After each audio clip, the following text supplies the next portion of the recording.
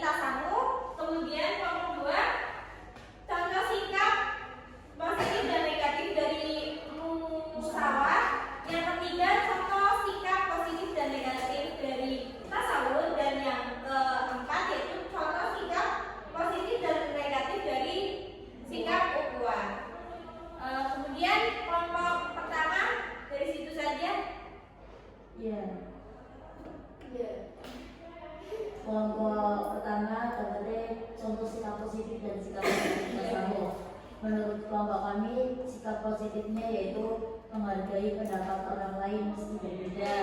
Sedangkan sikap negatifnya yaitu memaksakan pendapat sendiri dan mencela pendapat orang lain. Kemudian yang kedua, Mbak Nurul, yang kedua yaitu tentang salah.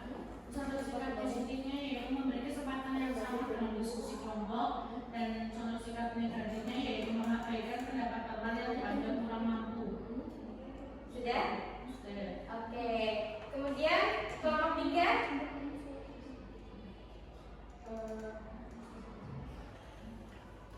Positifnya dari tawasud yaitu menjadi penengah saat terjadi perdebatan. Kalau negatifnya itu melihat salah satu pihak tanpa mendengar kedua belah pihak. Kemudian kelompok terakhir. Untuk contoh sikap dari kedua, sikap positif yaitu menjalin kerjasama antara siswa dari latar belakang yang berbeda. Lalu yang sikap negatifnya itu mengusulkan teman karena berbeda suku atau agama. Oke, baik. Tepuk tangan untuk kalian semua. Nah, apa sih kesimpulan dari materi ini?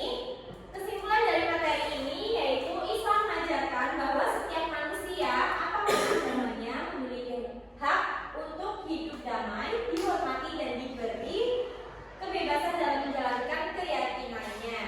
Toleransi bukan berarti menyamakan semua ajaran agama, melainkan saling menghormati tanpa mengganggu keyakinan orang lain. Kemudian, sikap toleransi